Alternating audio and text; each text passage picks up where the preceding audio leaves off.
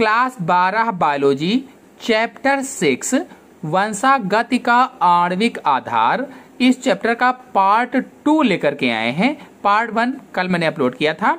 तो आज के पार्ट में डीएनए की रासायनिक संरचना अर्थात केमिकल कंपोजिशन ऑफ डीएनए को चित्र सहित आसान भाषा में आपको समझाएंगे।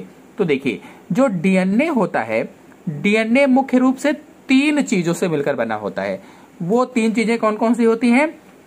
पेंटोज शर्करा, पेंटोज शर्करा, और दूसरी होती है फास्फेट समूह, फास्फेट समूह, और तीसरा है नाइट्रोजन, नाइट्रोजन क्षारक या नाइट्रोजनी क्षारक कह सकते हो, नाइट्रोजनी क्षारक। तो डीएनए मुख्य रूप से 3 चीजों से मिलकर बना हुआ है। पहला क्या है? पेंटोज सुगर, दूसरा क्या है? फॉस्फेट फेट ग्रुप, और तीसरा क्या है? तो नाइट्रोजिनस बेसिस। ये 3 चीजें डीएनए में होती हैं। अगर पेंटोज शर्करा की बात की जाए तो C5H10O4 होता है, फास्फेट समूह PO4 होता है, और नाइट्रोजनी क्षारक 4 प्रकार के होते हैं, जिसमें 2 समूह हैं। पहला समूह कौन सा है इसका? पहला हो जाएगा प्यूरीन, प्यूरीन क्षारक, और दूसरा क्या हो जाएगा? दूसरा हो जाएगा पिरिमिडीन, पिरिमिडीन क्षारक। तो नाइट्रोजनी क्षारक 2 समूह में है, प्यूरीन क्षारक और पिरिमिडीन क्षारक। अब ये जो प्यूरीन क्षारक है, इसमें 2 तत्व आते हैं। इसमें कौन कौन से? एडिनिन, एडिनिन, और दूसरा कौन सा आता है? Guanine, guanine. इसी तरह से जो पिरिमिडीन क्षारक है, इसमें आता है थाइमीन, और दूसरा आता है साइटोसिन, साइटोसिन। अब देखिए, जो एडेनिन है इसे ए से व्यक्त करते हैं, जो ग्वानिन है इसे जी से व्यक्त करते हैं, जो थाइमीन है इसे टी से व्यक्त करते हैं, जो साइटोसिन है इसे सी से व्यक्त करते हैं। यानी इस तरह से जो नाइट्रोजनी क्षारक हैं, ये नाइट्रोजनी क्षारक 4 प्रकार के हुए, एडेनिन, ग्वानिन, थाइमीन, साइटोसिन, जिन्हें 2 समूहों में बांटा गया है, प्यूरीन और पिरिमिडीन। प्यूरीन के अंतर्गत एडेनिन और ग्वानिन आता है, पिरिमिडीन के अंतर्गत थाइमीन और साइटोसिन आता है। तो इतनी चीजों से मिल करके डीएनए अणु बना होता है। तो चलिए अब डीएनए अणु का एक न्यूक्लियोटाइड आपको बनाकर दिखाते हैं। देखिए, पेंटोज शर्करा है, तो पहले पेंटोज शर्करा का यहां पर स्ट्रक्चर बना लेंगे इस तरह से।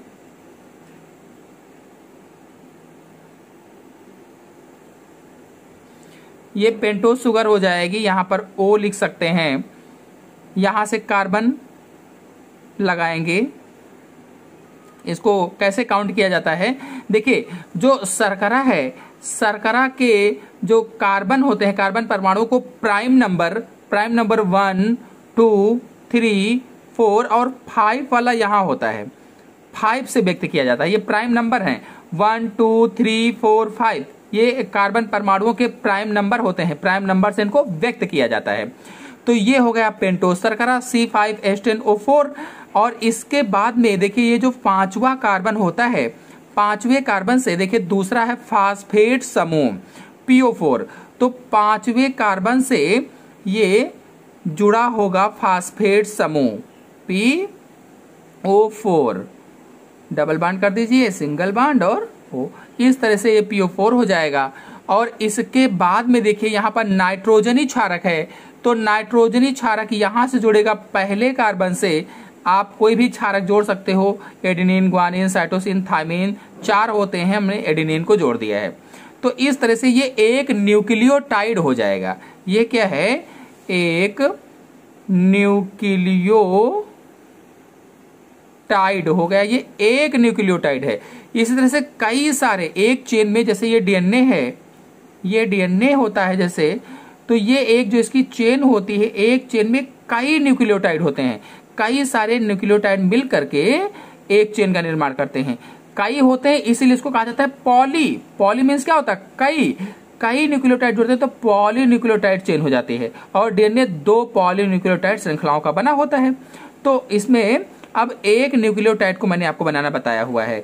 तो देखिए इसमें जो नाइट्रोजन क्षार है वो पहले कार्बन से जुड़ा हुआ है, और जो फास्फेट ग्रुप है नाइट्रोजनी क्षार पहले कार्बन से जुड़ा है, जो फास्फेट समूह है ये 5वें कार्बन से जुड़ा हुआ है, और ये पेंटोज शुगर है। देखिए पहले इसको समझ लीजिए अच्छी तरह से, इसके बाद परीक्षा में कैसे लिखेंगे इसको अच्छी तरह से लिखना भी आपको बताएंगे विद नोट्स। अब देखिए इसी के नीचे एक दूसरा न्यूक्लियोटाइड बना लेते हैं ऐसे ही, ताकि आपको पता चले कि किस तरह से श्रृंखला एक पॉलीन्यूक्लियोटाइड चेन बनी होती है डीएनए की। थोड़ा सा कम चौड़ा हो गया है। यहाँ से पहला कार्बन, दूसरा कार्बन, तीसरा कार्बन, चौथा कार्बन और 5वां कार्बन यहाँ से जोड़ते हैं। फिर ये फास्फेट समूह यहाँ से जोड़ देते हैं, ये फास्फेट समूह हो जाएगा और ये जाकर के यहाँ से जुड़ जाता है। आप देखिए ये दूसरा न्यूक्लियोटाइड है और इसका नाइट्रोजनी क्षार हम मान लेते हैं, यहाँ पर थायमीन है, थायमीन को जोड़ देते हैं। इसी तरह से इसके नीचे, फिर इसके नीचे, फिर इसके नीचे कई सारे न्यूक्लियोटाइड जुड़ करके एक पॉलीन्यूक्लियोटाइड श्रृंखला का निर्माण करते हैं। अब आपको यहीं पर बता दें कि ये जो यहाँ से यहाँ तक पहले न्यूक्लियोटाइड के तीसरे कार्बन से लेकर के दूसरे न्यूक्लियोटाइड के 5वें कार्बन के बीच में ये जो जोड़ होता है, इस जोड़ को फास्फो डाइएस्टर बॉन्ड कहा जाता है। फास्फोडाइस्टर बॉन्ड कहा जाता है। यानी कि एक न्यूक्लियोटाइड दूसरे न्यूक्लियोटाइड से फास्फोडाइस्टर बॉन्ड के द्वारा जुड़ा होता है। अब देखिए इसी तरह से 2 यहाँ पर न्यूक्लियोटाइड मैंने बनाए हुए हैं। ऐसे ही कई सारे जब न्यूक्लियोटाइड इसमें जुड़ जाएंगे तो एक श्रृंखला का निर्माण हो जाएगा। इस तरह से एक न्यूक्लियोटाइड तो एक श्रृंखला, और वह श्रृंखला क्या कहलाएगी, पॉलीन्यूक्लियोटाइड श्रृंखला। क्योंकि कई सारे न्यूक्लियोटाइड हो जाएंगे तो उसको, जब कई न्यूक्लियोटाइड हो जाते हैं तो उसे पॉली कहा जाता है। कई चीजें हो जाती है तो पॉली हो जाता है, तो पॉलीन्यूक्लियोटाइड श्रृंखला हो जाएगी। इसके बाद दूसरी वाली, तो चलिए एक बार आपको बनाकर दिखाते हैं इसकी रासायनिक संरचना कैसे बनेगी। कि यहां से लेते हैं एक न्यूक्लियोटाइड बना लेते हैं इस तरह से, यहां फास्फेट समूह जोड़ देते हैं, इधर नाइट्रोजनी क्षार जोड़ देते हैं। इसके बाद इसी तरह से यहां दूसरा बना लेते हैं, इसमें यहां नाइट्रोजनी क्षार जोड़ देते हैं, इधर फास्फेट समूह जोड़ देते हैं। और ये फास्फेट समूह फास्फोडाइस्टर बॉन्ड के द्वारा एक न्यूक्लियोटाइड से जुड़ा होता है। यानी एक न्यूक्लियोटाइड दूसरे न्यूक्लियोटाइड से फास्फोडाइस्टर बॉन्ड के द्वारा जुड़ा रहता है। ऐसे ही करके यहाँ पर इस तरह से कई सारे न्यूक्लियोटाइड जब बन जाएंगे, देखिए यहाँ पर नाइट्रोजन क्षार और यहाँ पर फास्फेट समूह जुड़ा हुआ है इससे। इसके बाद में इसी तरह से और कई सारे जब हो जाएंगे तो एक पॉलीन्यूक्लियोटाइड चेन बन जाती है, पॉलीन्यूक्लियोटाइड श्रृंखला का निर्माण हो जाता है। इस तरह से एक और बना देते हैं।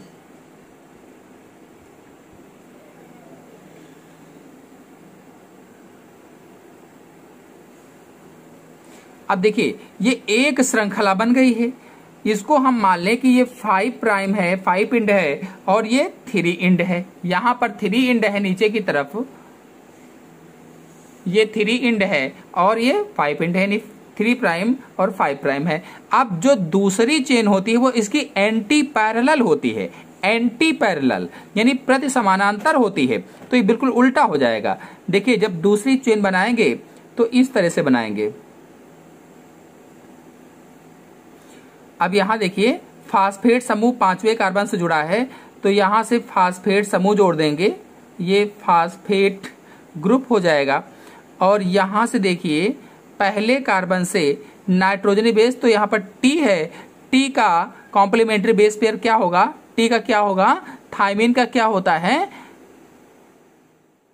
ए होता है, तो थायमीन का ए हो जाएगा। ऐसे ही यहां पर दूसरा वाला बनाएंगे, इस तरह से जल्दी से बना लेते हैं। और यहाँ देखिए इसको यहाँ से जोड़ेंगे और इसके बाद में जब दूसरा वाला बनाना है तो यहाँ से ये फास्फेट ग्रुप जुड़ जाएगा और फिर यहाँ तीसरा वाला बना लेंगे फास्फेट ग्रुप जुड़ने के बाद में, और इसको यहाँ से जोड़ देंगे। फिर यहाँ से फास्फेट ग्रुप जुड़ जाएगा और इसके बाद में फिर अगला बना लेंगे। ऐसे ही जल्दी से हम बनाकर आपको दिखा देते हैं। फिर यहाँ से फास्फेट ग्रुप जुड़ जाएगा और फिर अगला वाला बनाएंगे इस तरह से, और यहाँ से फास्फेट ग्रुप जुड़ जाएगा। इसको यहाँ से जोड़ देंगे। अब इधर नाइट्रोजन बेसिस टी का यानी थायमीन का एडेनिन हो जाएगा, इसका एडेनिन हो जाएगा। यहाँ पर भी जो साइटोसिन है इसका ग्वानिन हो जाएगा, और यहाँ पर ग्वानिन है तो साइटोसिन हो जाएगा, और यहाँ पर एडेनिन है तो थायमीन हो जाएगा। अब देखिए ये एंटी पैरेलल श्रृंखला बन चुकी है इसकी। अब क्या करेंगे कि इसमें बॉन्ड लगाएंगे। तो थायमीन हमेशा डबल बॉन्ड के द्वारा एडेनिन से जुड़ता है, थायमीन डबल बॉन्ड के द्वारा एडेनिन से जुड़ता है, और ये भी थायमीन और एडेनिन है डबल बॉन्ड से जुड़ेगा। यहाँ पर ग्वानिन, यहाँ पर साइटोसिन और ग्वानिन है तो साइटोसिन और ग्वानिन हमेशा ट्रिपल बॉन्ड से जुड़ता है, और इसके बाद में यहाँ भी साइटोसिन और ग्वानिन ट्रिपल बॉन्ड से जुड़ेगा, और यहाँ पर भी एडेनिन और थायमीन है तो ये डबल बॉन्ड से जुड़ेगा। इस तरह से ये एक रासायनिक संरचना हो जाएगी, डीएनए की रासायनिक संरचना हो जाएगी। देखिए ये डबल बॉन्ड ट्रिपल बॉन्ड चारगैफ ने क्या बताया था, कोई भी जीवधारी है उसमें प्यूरीन होगी, बताया था जितनी भी प्यूरीन होगी उतनी ही पिरीमिडीन भी होगी, यानी प्यूरीन की मात्रा पिरीमिडीन्स के बराबर होगी, यानी A+G=C+T होगी। ऐसे ही इन्होंने बताया था कि एडेनिन की जो मोलर मात्रा है वो थायमीन की मोलर मात्रा के बराबर होगी, यानी A=T होगा, और जो ग्वानिन की मोलर मात्रा है वो साइटोसिन की मोलर मात्रा के बराबर होगी, यानी G=C होगा, और A और T के बीच में हमेशा डबल बॉन्ड रहेगा और G और C के बीच में हमेशा ट्रिपल बॉन्ड रहेगा। तो ये चारगैफ का नियम था। जब आपको चारगैफ का नियम समझाएंगे अभी तो आपको बताएंगे। तो इस तरह से ये रासायनिक संरचना हो जाएगी, और इसी को इस रूप में आपने देखा होगा। डीएनए जो इस रूप में होता है, इस रूप में आपने इसी डीएनए को देखा होगा। तो यहाँ पर ये रासायनिक संरचना थी, इस तरह से वो होता है, और इसी में यहाँ से एडेनिन का थायमीन से, थायमीन का एडेनिन से, साइटोसिन का ग्वानिन से, इस तरह से बॉन्ड के द्वारा ये जुड़ा रहता है। तो इसकी जो चौड़ाई होती है वो लगभग 20 एंगस्ट्रॉम होती है। जो इसकी चौड़ाई है लगभग में ये 20 एंगस्ट्रॉम होती है, और आधी चौड़ाई की बात की जाए तो 10 एंगस्ट्रॉम होती है। और आपको बता दें एक न्यूक्लियोटाइड से दूसरे न्यूक्लियोटाइड के बीच की जो दूरी होती है 3.4 एंगस्ट्रॉम होती है। एक न्यूक्लियोटाइड से दूसरे न्यूक्लियोटाइड के बीच की दूरी 3.4 एंगस्ट्रॉम होती है। तो इस तरह से रासायनिक संरचना हो जाएगी। चलिए अब चारगैफ का नियम समझा देते हैं, इसके बाद परीक्षा में कैसे लिखेंगे लिखना भी आपको बताएंगे। चारगैफ के नियम में क्या था, सन 1950 ईस्वी में इरविन चारगैफ ने जो डीएनए होता है, डीएनए में उपस्थित क्षारकों की मात्रा का अध्ययन किया और नियम निकाले। सन 1950 में इरविन चारगैफ ने डीएनए में उपस्थित क्षारकों की मात्रा का अध्ययन किया और क्या क्या बताया था। तो पहला नियम मैंने बताया था कि जो डीएनए होता है, ये डीएनए चाहे किसी भी कोशिका से लिया गया हो, किसी भी जीव से लिया गया हो, लेकिन इसमें जो प्यूरीन की मात्रा होती है वो पिरीमिडीन्स के बराबर होती है, पिरीमिडीन्स के बराबर होती है। डीएनए में प्यूरीन्स की मात्रा हमेशा पिरीमिडीन्स के बराबर होती है, यानी adenine plus guanine is equal to cytosine plus thymine, यानी एडेनिन और ग्वानिन हमेशा बराबर होता है साइटोसिन और थायमीन के, क्योंकि प्यूरीन के अंतर्गत एडेनिन और ग्वानिन आता है, पिरीमिडीन्स के अंतर्गत साइटोसिन और थायमीन आता है। तो इस तरह से कोई भी डीएनए हो, किसी भी जीव से लिया गया हो, प्यूरीन की मात्रा हमेशा पिरीमिडीन्स के बराबर होगी, ये चारगैफ ने बताया था। फिर दूसरा इन्होंने बताया था कि जो एडेनिन होता है, एडेनिन की जो मोलर मात्रा है, मोलर मात्रा वो हमेशा थायमीन के बराबर होती है, थायमीन के बराबर होती है, यानी A हमेशा T के बराबर होगा। जितनी ही एडेनिन की मोलर मात्रा होगी उतनी ही थायमीन की भी मोलर मात्रा होगी। इसी तरह से जितनी साइटोसिन की मोलर मात्रा होगी उतनी ही ग्वानिन की भी मोलर मात्रा होगी, यानी साइटोसिन की मोलर मात्रा ग्वानिन की मोलर मात्रा के बराबर होती है। फिर तीसरा इन्होंने बताया था कि A+T तथा G+C का जो अनुपात है, एक ही जाति का अगर जीव है, एक ही जाति के जीवों में समान होता है, जीवों में समान, लेकिन अगर विभिन्न जातियां हैं, अलग अलग जातियां हैं, तो इनमें अलग अलग होता है। A+T तथा G+C एक ही जाति के जीवों में समान होती है, यानी एडेनिन और थायमिन तथा ग्वानिन और साइटोसिन एक ही जाति के जीवों में समान होती हैं, लेकिन अलग अलग जातियों में अलग अलग होती है। तो ये 4 गैप का नियम था। तो चलिए इसको लिखना बताते हैं कि किस तरह से एग्जाम में डीएनए की रासायनिक संरचना और 4 गैप का नियम लिखेंगे। डालेंगे डीएनए अणु की रासायनिक संरचना। प्रत्येक डीएनए अणु एक बृहद अणु होता है जो डीऑक्सीराइबोन्यूक्लियो नामक मोनोमर का बना बहुलक होता है। प्रत्येक डीएनए अणु नीचे लिखे 3 यौगिक के एक एक अणु के जुड़ने से बनता है। देखिए जैसे पेंटोज शर्करा, डीएनए अणु में मैंने बताया था 3 चीजें होती हैं, 3 चीजों से मिलकर डीएनए अणु बना होता है। पेंटोज शर्करा, फास्फेट समूह और नाइट्रोजनी क्षारक। तो पेंटोज शर्करा डीऑक्सीराइबोस कार्बन परमाणुओं की प्राइम नंबर, पेंटोज शर्करा क्या थी C5H10O4, इसको प्राइम नंबर 1 2 3 4 5 द्वारा प्रदर्शित करते हैं। अगर फास्फेट समूह की बात की जाए, PO4 की बात की जाए, तो फास्फेट समूह हमेशा 5वें कार्बन से जुड़ता है। और अगर नाइट्रोजन क्षारक की बात की जाए तो नाइट्रोजन क्षारक मुख्य रूप से 2 प्रकार के होते हैं, प्यूरीन और पिरिमिडिन। मुख्य रूप से 2 प्रकार के होते हैं, लेकिन प्यूरीन के अंतर्गत 2 तत्व आते हैं, एडेनिन और ग्वानिन, जबकि पिरिमिडिन के अंतर्गत भी 2 तत्व आते हैं, थायमिन और साइटोसिन। तो प्यूरीन में एडेनिन और ग्वानिन आएगा, पिरिमिडिन में थायमिन और साइटोसिन आएगा। और फिर इतना लिखने के बाद ये वाला स्ट्रक्चर बना देंगे, यानी एक न्यूक्लियोटाइड और दूसरा न्यूक्लियोटाइड बना देंगे। अब देखिए फास्फोडाइस्टर बांड को भी आप हेडिंग डालकर बता देंगे कि पहले न्यूक्लियोटाइड के तीसरे कार्बन से लेकर के दूसरे न्यूक्लियोटाइड के 5वें कार्बन के बीच में जो बांड होता है उसे ही फास्फोडाइस्टर बांड कहते हैं। या फिर ऐसे बता सकते हैं कि एक न्यूक्लियोटाइड दूसरे न्यूक्लियोटाइड से फास्फोडाइस्टर बांड के द्वारा जुड़ा होता है।